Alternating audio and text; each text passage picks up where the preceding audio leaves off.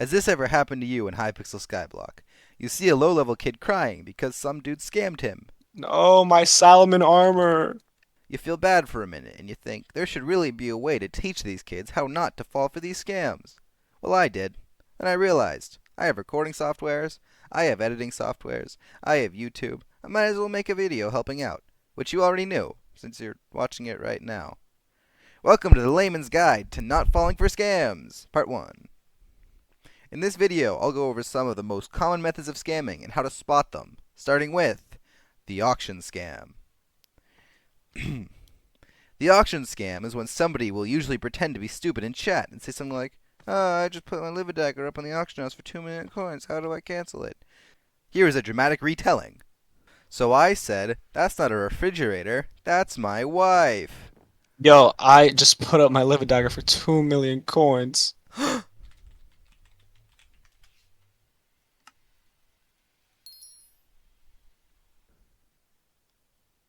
The victim sees this message, quickly goes onto that person's auction house, and snaps up the 2 million coin LiveDagger, because it's roughly a 6 million coin item, depending on when you're watching this, and that's a lot of profit. However, it's not a LiveDagger. It's actually a worthless Dreadlord sword that just has so much stuff, you barely even pay attention, and you can't see the name at the higher GUI scales, so a lot of people don't catch that it's a Dreadlord sword until it's too late. The way to stop this is Rule 1 of not falling for scams. If it looks too good to be true, it is.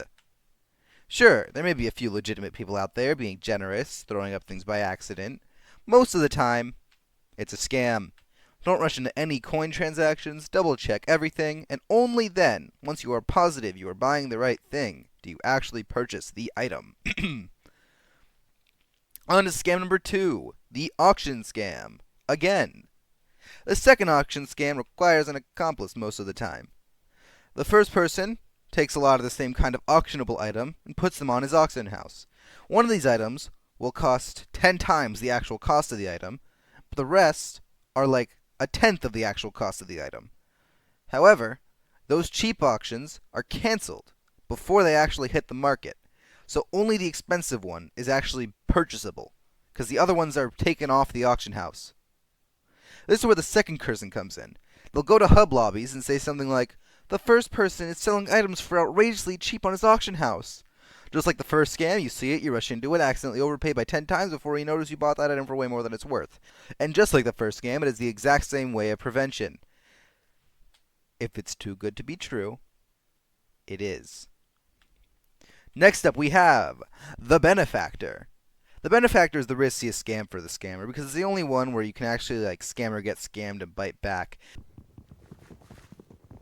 Yo. Yeah.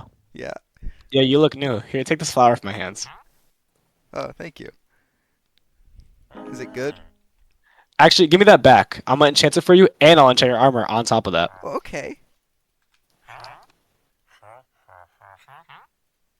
Here. Don't worry, man. I Can got you you. make it faster? Oh. What happens is the scammer will latch onto a victim, usually a victim who has some valuable items but very little game knowledge. It's a victim who has a lot to lose, like a full set of Shadow Assassin, for example, but a lot more to gain. We're talking Necron and Giant Swords and so on. The scammer will act like a mentor, teaching them stuff they didn't know, giving them advice, helping them advance, maybe even giving them some items. This is why it's risky, because maybe they'll give a Flower of Truth or an aspect of the Void to the victim. Now, at this part, it's possible for the scammer to be the one losing money, as if you give them these items as the scammer, but they don't fall for the next part of the scam, you're just down. So once you've built the trust, you can say something like, hey, I want to do you a big favor and give you a bunch of stuff. Can you trade me a bunch of your items and then I'll upgrade them for you? And they'll say, wow, you've already given me all these really good items. Here, let me give you the rest, and then you can give me all sorts of upgrades and recombobulations and whatnot. Obviously, it's not always armor, it's not always recombobulations that they offer, but it's always something of value. You trade them your stuff, and then they immediately ignore at you. And then you're done. And again, the way you prevent this, if it looks too good to be true, it is.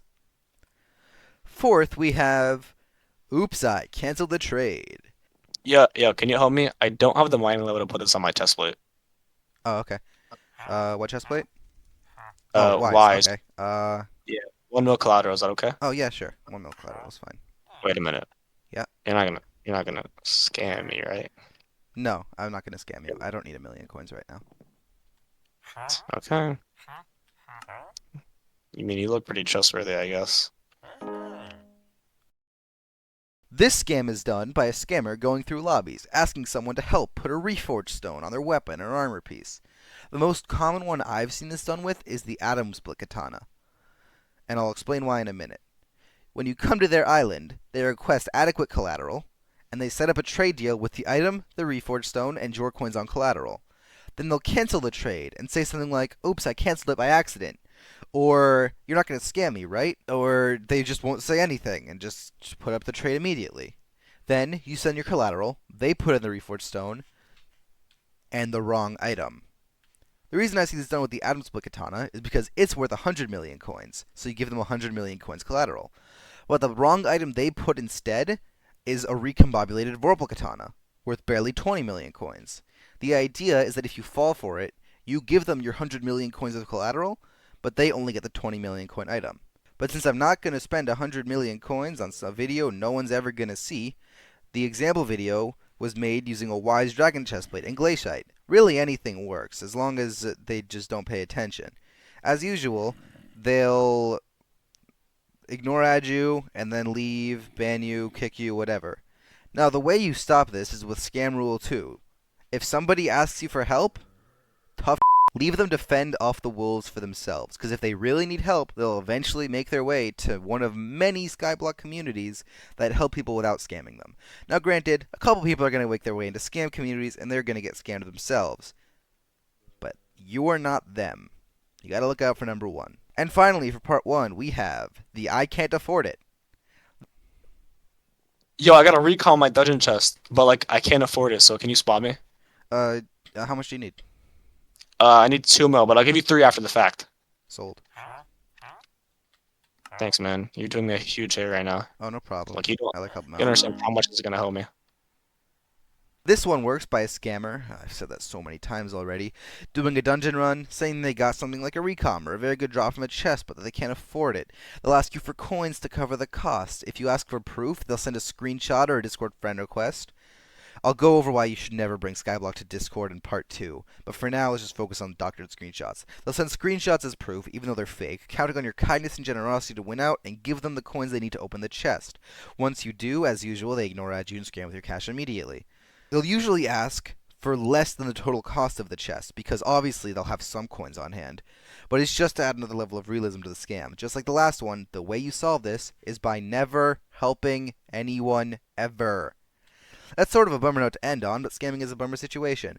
Thank you to my friend, Squirt Squire III, formerly Freaky Rosa Parks, formerly something I can't say on YouTube, for playing the part of the scammed and the scammer in all the clips.